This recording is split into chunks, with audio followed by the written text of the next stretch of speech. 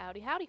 Welcome on in to the pre-show. Before the free show in what looks like DJ Tepper on the mic. Yo. Yo, yo, yo. What it do? You about to I don't drop know, a beat, like we always use this, well, I always use this microphone stand, and it's like, listen, sometimes, especially in the pre-show, you just want to kick back. Especially considering I worked until 2 in the morning, and then my son woke up at 6:45, so having a straight-up good time. Yeah, that's... It's going to be a fun show. You have a pre-show topic. I do. So, I thought about this last night as I was making dinner because of what I made for dinner. But, riddle me this. Back in the day when you were a kid and your mom or dad, whichever portion of the Tepper family typically made dinner, was there ever a meal that as a kid you thought, man, they put in like so much hard work for this meal, then to get older and realize, oh, that's a pretty quick make? Because I have a prime example. Like for example, one of them that I always thought took a long time was my mom would make homemade chicken and dumplings. So I'm talking she would make her own dough for the dumplings. She would do a whole chicken and peel it apart herself. So like that was always big special, and that meal lasted forever because she would make a giant pot of it. But the one that I made last night that got me thinking about it was spaghetti. For whatever reason, I always thought when she made spaghetti, like, we're complicated. Yeah, we're sitting down. That was always a very much, we were all at the table. There was no TV trays allowed or anything. We're all at the table. We're going to sit down, have the nice family dinner. We would have that with a salad and some garlic toast. But then you get older and you realize making spaghetti, pretty stinking easy. Like, it's hard to mess that up. Yeah, there's something to that. The other thing for me, and this is probably, I don't mean this as an indictment of my father. I always thought grilling was a lot more complicated. Yeah. Like growing up, I always thought grilling, and I'm not talking like smoking like meat. I'm not talking like when we went to the barbecue championships and they're doing like brisket and ribs and stuff. Needless to say, that seems like it is very difficult. Throwing burgers or hot dogs on the grill is not a difficult task. That always struck me growing up as like, oh man, like Dad's got to do this because who could possibly know how else to do it? Like, right, you know exactly. What I mean? And then you like get older and you're like, oh, it's just you put the meat on the fire. Don't burn it. You can. I mean, that's one thing I will say. You can definitely screw it up. Oh, absolutely. You can definitely screw it up. Spaghetti's hard to screw up. Right. Well, burgers are a perfect example of the grill thing because even if you do screw up the burger, slap a piece of cheese on it, and then no one's going to know.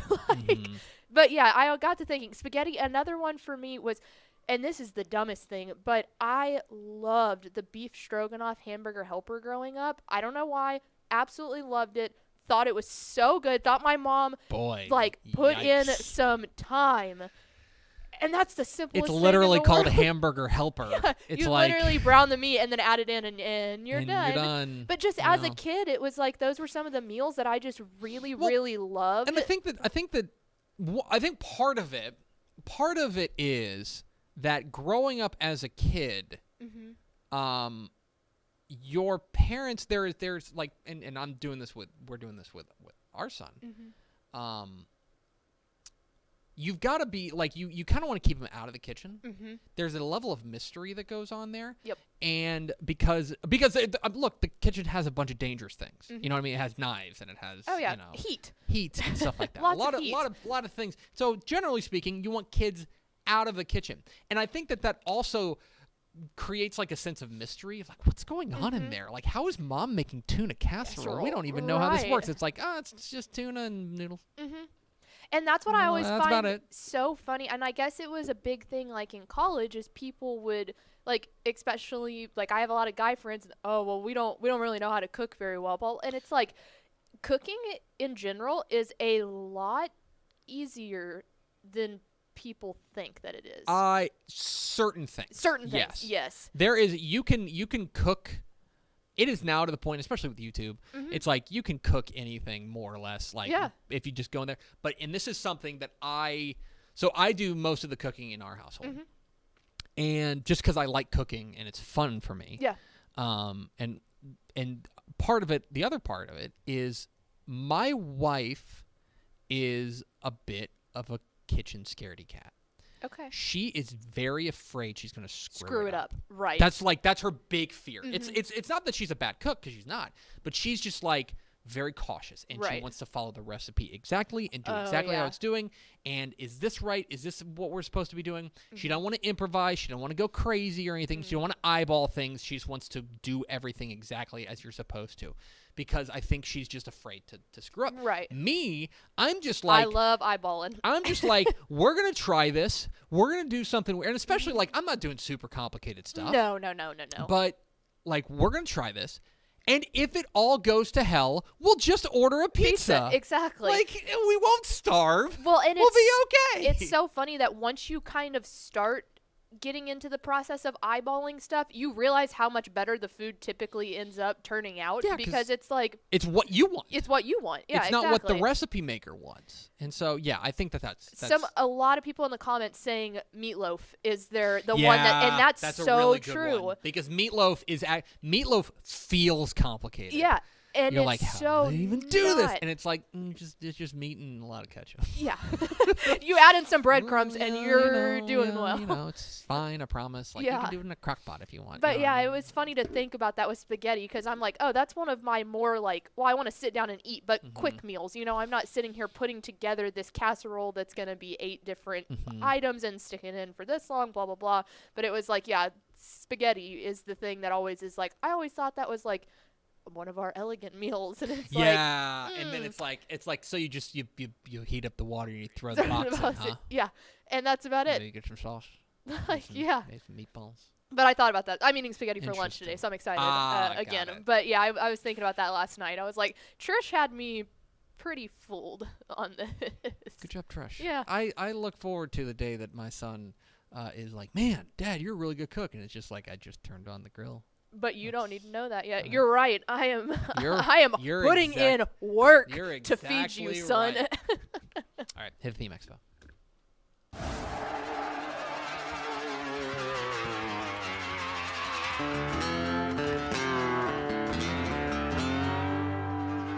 Let's go! Free money!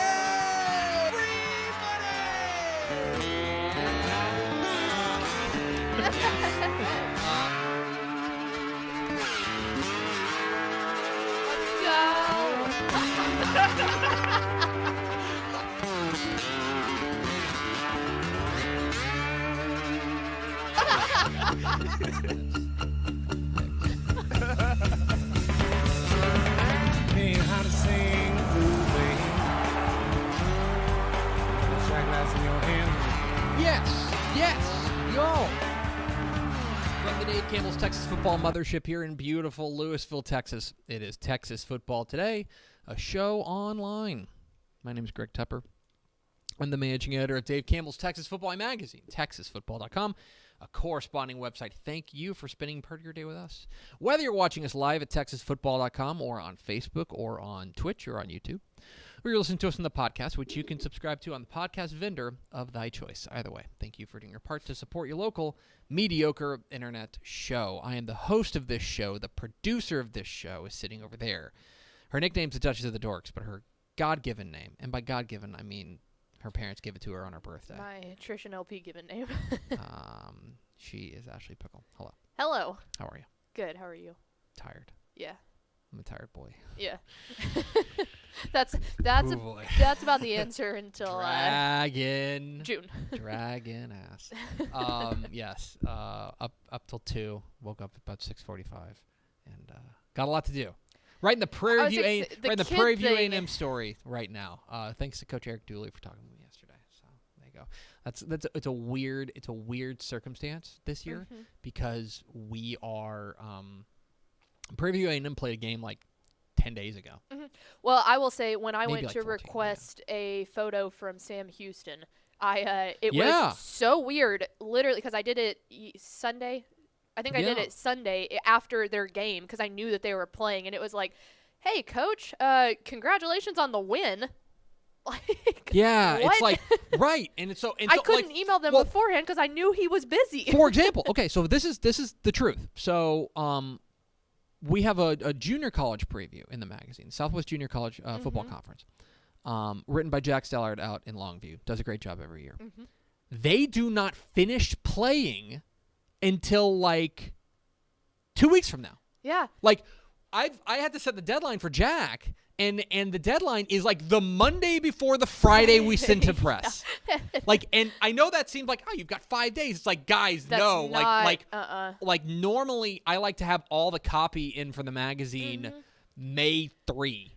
I was right gonna now. say, usually we would be sitting there like almost to the point of doing nothing. Most of us doing nothing but reading at this point. Right, exactly. So anyway, but that was weird. Congratulations on the win. Hey, can I get a picture of your quarterback, please? I need a photo of Eric Schmidt. Today is Tuesday, May 4th.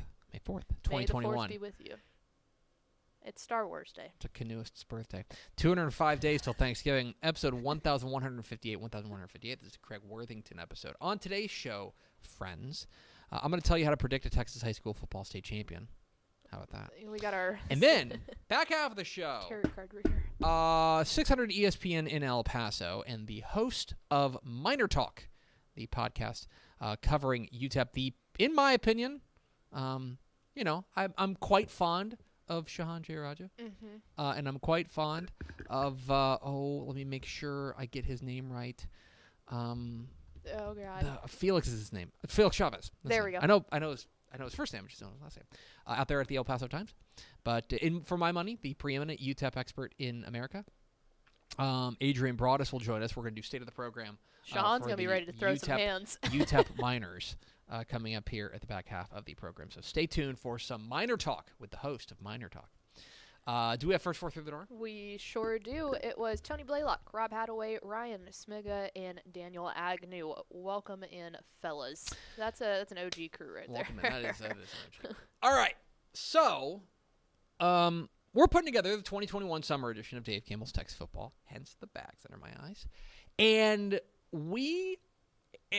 so the magazine is in a lot of ways, for a lot of people, it's a book of predictions. Right, it's a book of projections of what we think that the next football season is going to look like, and I think everybody, wants to see what we think of their district, what we think of their region, what we think of the state. It's a preview magazine. The high school magazine. It's a preview magazine, right? It's what it is. What we do. Previewing the season. Not the magazine. And so, I think a lot of people want to see who we think is going to win the state championship, right? The state rankings are always a big deal when it comes to Texas high school football, and we do the state rankings for the Associated Press. Look, we've got a little bit of gravitas. And so I kind of started thinking about how to predict a Texas high school football state champion. And I think in a lot of ways what you've got to do, the best way to go about this is to reverse engineer it. Okay? Is to take who won the state championships this year. And we'll focus on the 11-man, the 10-11-man state champions in Texas high school football in 2020. And then look at what we saw going into the year, what they had going into the year. Okay. And figure out what do these teams have in common. Right. What are the common denominators between these teams? What are the things that apparently set you up? Right. What gets you from point A to point B? What does an eventual state champion look like in the preseason? Okay. Right? That's how you predict, in my opinion, a Texas high school football state champion. I would agree with that. So I looked over the numbers. I went back to our preseason rankings and dug through the questionnaires and stuff for the initial for the 2020 magazine and looked at the 10 champions that we had. And I'm going to warn you right now. Okay. This is going to stun you guys, but 9 of the 10 tend to play along, and then there's Jim Ned. Jim Ned is the fly in the ointment. Yeah. Jim Ned is the and they know that too. Oh yeah. Jim Ned is the where did you come from team, and you're like, how did you get here? So I'm going to say a lot of things that are like 9 out of the 10 teams or like 8 out of the 10 teams, and you can kind of assume that who the one is. Okay, so let's take a look at this. So, and there were some things that I don't think are a surprise, and then I think there are some things that were a surprise.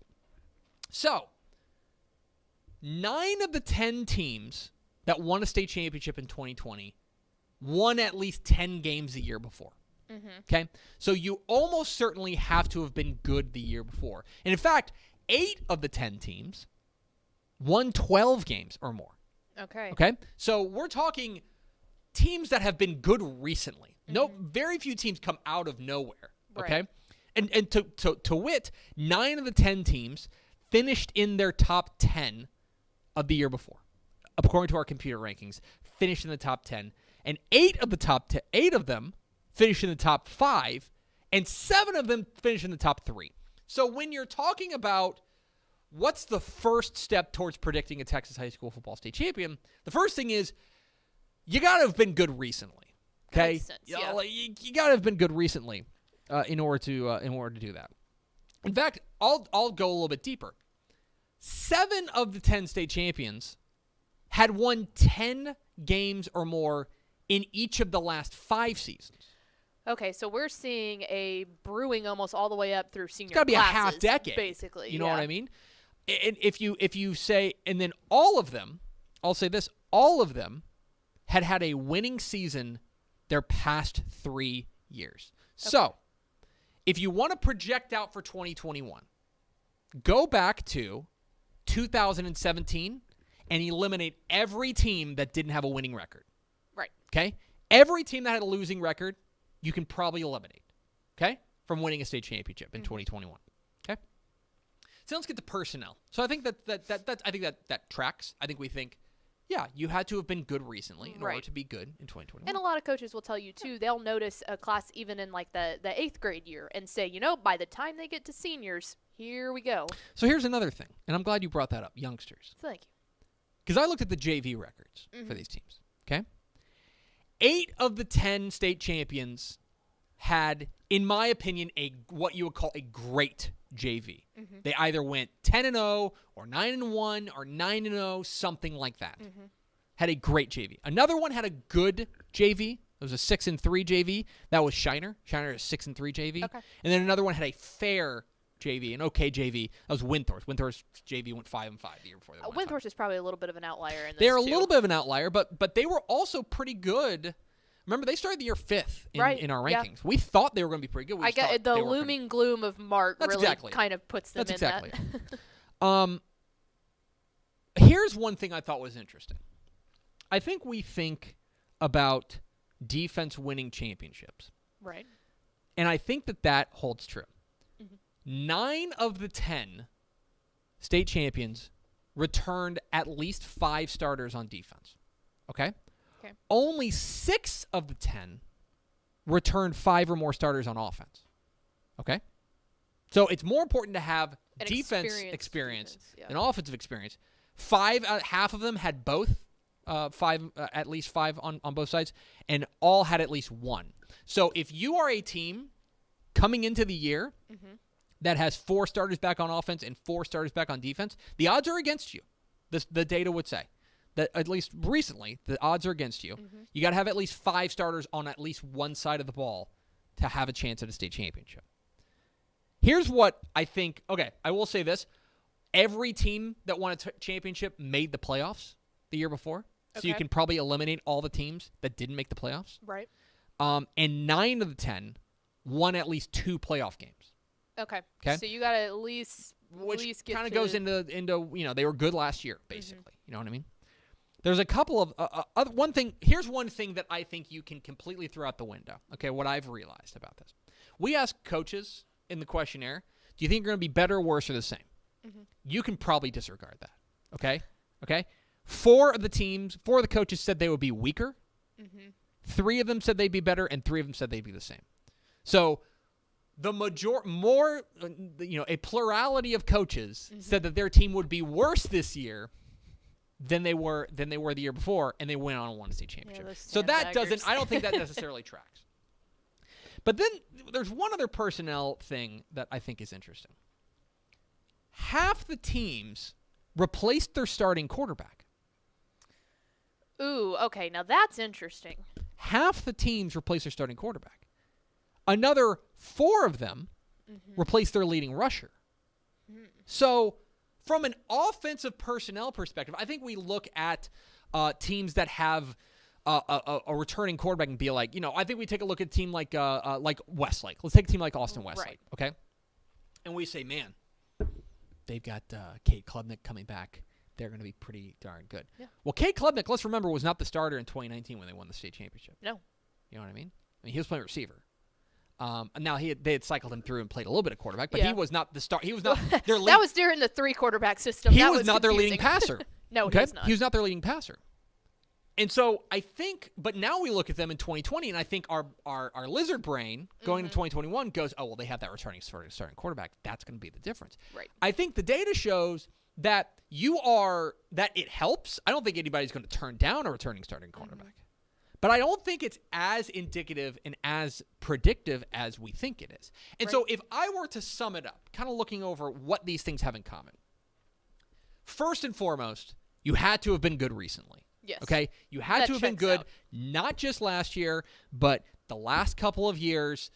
You had to have been good. This is you don't come out of nowhere. You don't go 1-9 to a state championship. You just don't. Okay?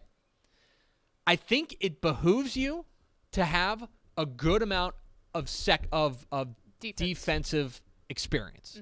A good amount of guys coming back on the defense.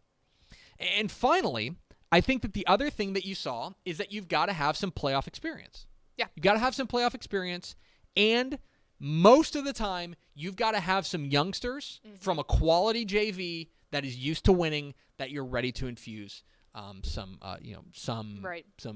young talent into the program. So, kind of looking at it, I thought this was particularly interesting, especially like the quarterback thing struck me as interesting.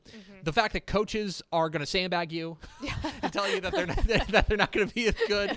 I thought that was interesting, and I also just thought that like we probably overrate offensive returning starters. We probably just do. Yeah. I would say that it is probably a lot more likely that if you have continuity on the offensive line, you're going to be better than if you have a starting quarterback returning. I think, or at least that is probably something that is more predictive of you winning. Well, a state and I think championship. that goes so far into the weeds with coaches wanting that deep playoff experience is because people get overhyped. So if you have an offensive line or a defense that's really good and can hold it down, that gives those younger, if the quarterbacks haven't experienced that or the running backs haven't, it gives them more time to chill out before they go out there, and that you can't get it back after that point. So there you go. That's my breakdown. That's how to predict the Texas High School Football State Champion. So just go do it. Yeah, You just don't need us. Just be good. Please fire magazine. TexasFootball.com/subscribe. But yeah, there you go. That's how to predict the Texas High School Football State Champion. We are Texas Football Today. We're here every weekday at noon on TexasFootball.com, talking football in the Lone Star State. You can follow us on Twitter at TCTF, like us on Facebook, Facebook.com/Dave Campbell's. Follow us on Instagram, Instagram.com/Dave Campbell's, and of course, see us at TexasFootball.com. TexasFootball.com is where you can find complete coverage of high school football, college football, and recruiting all across the Lone Star State. Hope you'll become a Dave Campbell's Texas Football Insider, TexasFootball.com/subscribe. If you want to see our predictions, and you want to get the 2021 summer edition of Dave Campbell's Texas Football mailed to you before it hits newsstands, you can do that if you go to TexasFootball.com/subscribe. And remember, I'll keep saying it, Sunday is Mother's Day. And Sunday that's is what your Mother's mom Day. wants. You can't screw this up, and the best way to not screw this up is to give your mother, or the mother in your life, the gift of football. Amen. TexasFootball.com/subscribe. I know that your mother, if you gave her a subscription to Dave Campbell's Texas Football, Trish would say, did you have to pay for this? I thought you worked there. Yeah. But she'd probably be You're excited. not wrong. They're also already subscribers. So be like Trish. There you go. So we are continuing a series here on the show where we are doing the state of the program for each of the 12 FBS teams in the state of Texas. And for this one, we're going west. We're going so far west that it's actually the morning still. Let's go to El Paso and talk to 600 ESPN's El Paso's Adrian Broaddus, the host of Minor Talk, one of the preeminent UTEP experts here in the state of Texas. Adrian, how are you? I'm doing great, Greg. Thanks so much for inviting me on the show. Excited to talk some UTEP football with you guys. Absolutely. I love talking about these minors, and I know that you are you're the guy who has the finger on the pulse of this program. And so I'll ask you in broad terms, a bit of a dangerous question. What is the state of the UTEP program right now?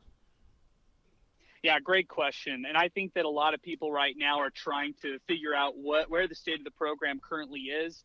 I think that what you have to kind of understand with Dana Dimmel in his entering his fourth year of his 5-year contract, there's a lot of scrutiny on this coaching staff and this program. It's time to win for this UTEP football team. They've been 5-27 over the course of Dimmel's tenure, which I understand last year's season was totally, unlike any other that we've ever seen before. We've all heard that before, right? 3-5 is how they finished up the pandemic shortened season. Didn't get to play any home games toward their Conference USA stretch of the season. So the state of the program right now is, a lot of uncertainty about what the direction of this program is and where it's really headed.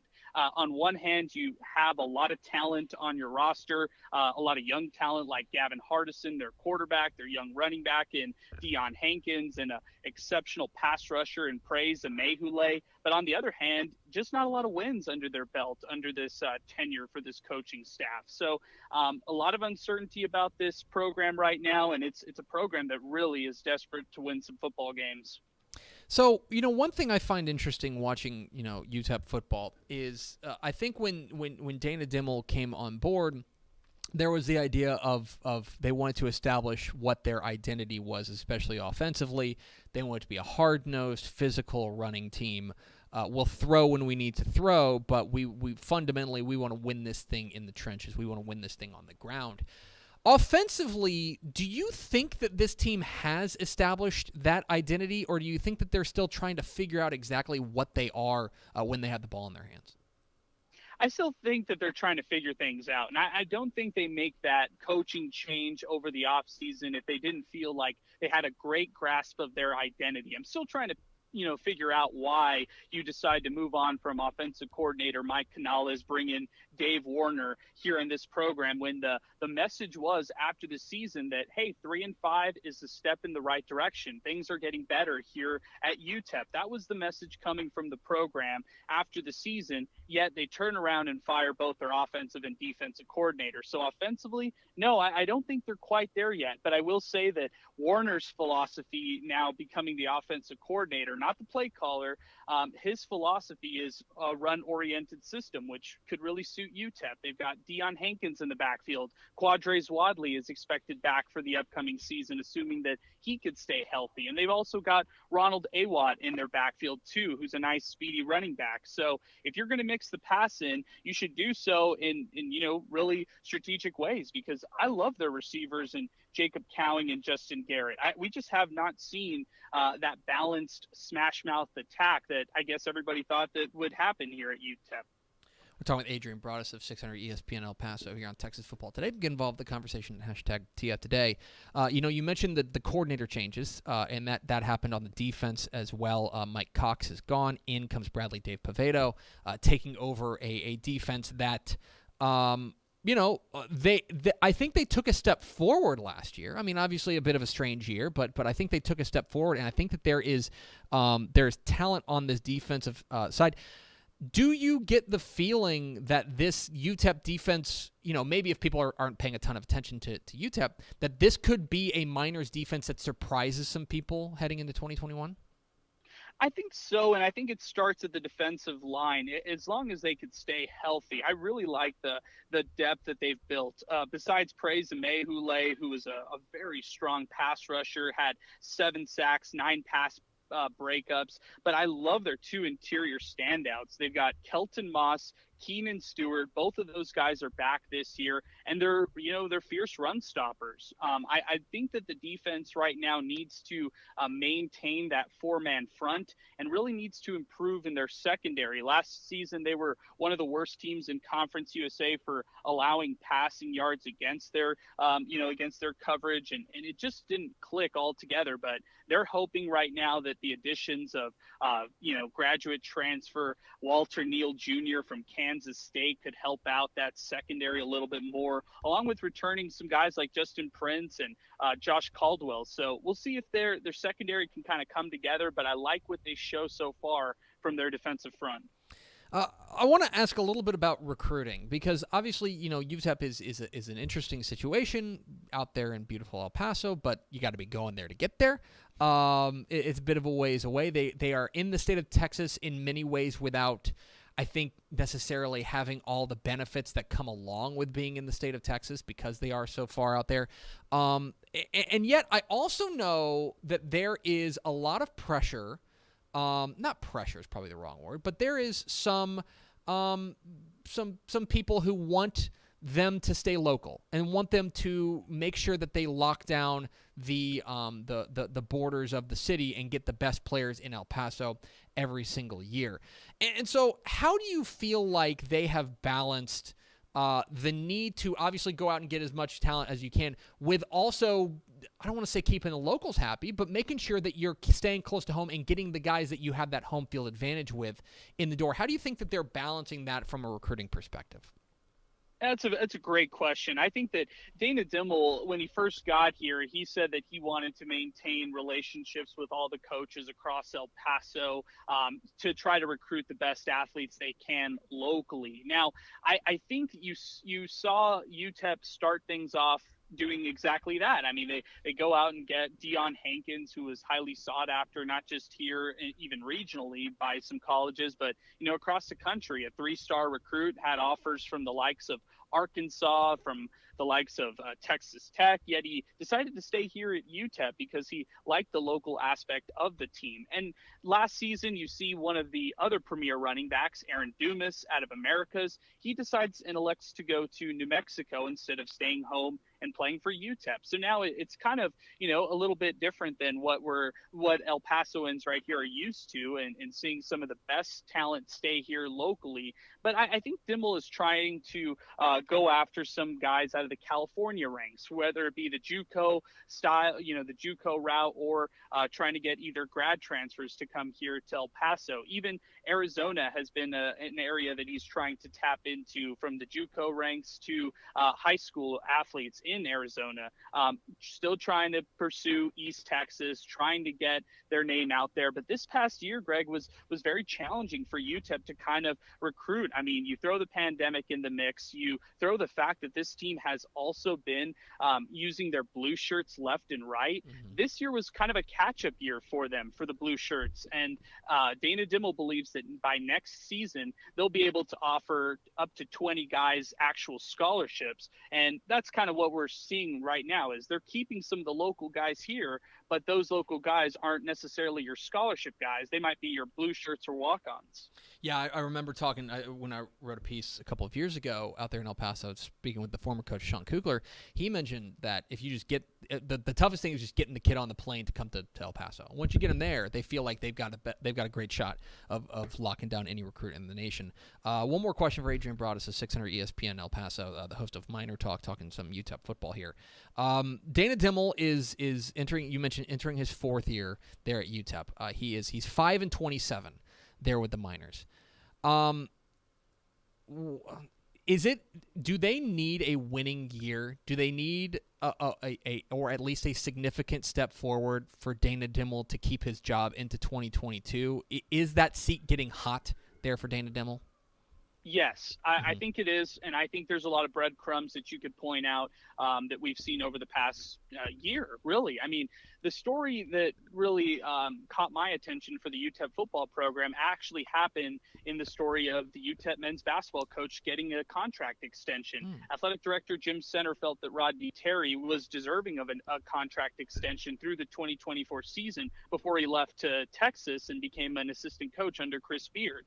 In that same piece, and when that story came out, athletic director Jim Center said that he didn't feel like they were at the point where they could extend Dana Dimmel. And I think that was kind of the first real telltale sign that there's maybe, some interest in moving on from Dimmel after this season, or maybe in the future. But one of the things that I'm really curious to see is how UTEP's athletic budget has been impacted by COVID-19. The athletic department, as it is, had to go through a ton of budget cuts, as well as many other programs across college football, and probably the majority of them as well. But I would say that, yes, there needs to be a significant improvement this year, whether it's 5 wins, 6 wins, whatever it may be.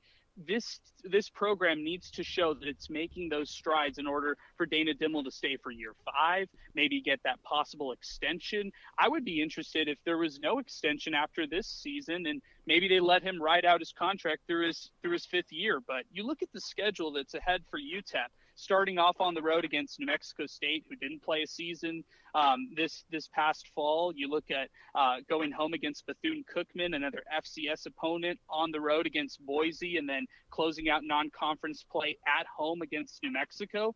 Feels like a favorable start to the non-conference season for UTEP, and one that they should at least go 3-1, no doubt, by the end of, and going into Conference USA play. I think that there's going to be a lot of accountability that's going to be held against this coaching staff. I think that they will have to be responsible for either winning or losing for the rest of the season. And I think it's going to be a big wait-and-see approach to see how they decide to move forward or not move forward with this coaching staff. He's Adrian Broaddus. He is from 600 ESPN El Paso and the host of Miner Talk, the preeminent UTEP podcast in America. I'm comfortable saying I haven't listened to every UTEP podcast, but I'm comfortable saying that's the best one. Adrian, fantastic stuff. Really appreciate your time, my friend, and take care out there in El Paso. You guys too. Thank you so much for inviting me today. There he goes, Adrian Broaddus. Great stuff. Yeah. About those UTEP Miners. Digging deep into what they're about, and yeah, look, it's a big year. It's a big year for Dana Dimel and company. It's a bit of a prove it year. And they are it's one of those things, and that's why I want to get Adrian on the line, because he knows that program inside and out, and he can read the tea leaves better than we can. And I think from the outset, we would look at this and say, okay, well, Dana Dimel has won 5 games in 3 seasons. If he doesn't win this year, he's done. But it's not always as simple as that. No. And so it's an interesting scenario that they're in out there. But at the same time, he's right. The schedule is backloaded, and so if they can get some wins under their belt and get some confidence, then yeah, things could go in the right direction. So very interesting to talking with Adrian Broaddus there. Super interesting to hear his perspective on the extension of the basketball coach, being able to do all that. That's just one of those things that we as outsiders looking in at specifically the football program, I never would have thought about that. I know when he said that, both our eyes kind of perked up and said, you know what, that makes a lot of sense, because we knew the hot seat was coming, but we didn't know exactly how they felt in the program as to whether or not that hot seat needed to be turned on now, or does he have his contract to burn that bridge, basically. Most certainly. Fantastic stuff from Adrian Broaddus from 600 ESPN El Paso. We certainly appreciate his time. Now let's go over to the pickle jar for America's second favorite segment, Final Thoughts. That's what we got to do. What's your pickle brand? Who do you love? What are those people? What's their name? Clausen. We got to get them to sponsor your little area pickle over there. jar? Oh, I like that. Pickle jar. It can be cheap, guys. Yeah, I'm 9 figures. Yeah, that's simple. Yeah. Nothing wrong with that, right? Exactly. Yeah. Do we have final thoughts? I don't know how I'm supposed to top that as a final thought. Okay. No, I don't think we do. It's going to do it for us. Thanks for spending a I little was bit going to go back and find it, but I don't. Well, it's going to do it for us. Thanks for spending a little bit of your day with us. Follow us on Twitter at DCTF. Like us on Facebook, facebook.com/Dave Campbell's. Follow us on Instagram, instagram.com/Dave Campbell's. And, of course, see us at texasfootball.com. Thanks again to Adrian Broaddus of 600 ESPN El Paso for being our guest. For Ashley Pickle, I'm Greg Tepper. Vince Young, please meet your Player of the Year trophy. We'll see you tomorrow for Recruiting Talk on Texas Football Today.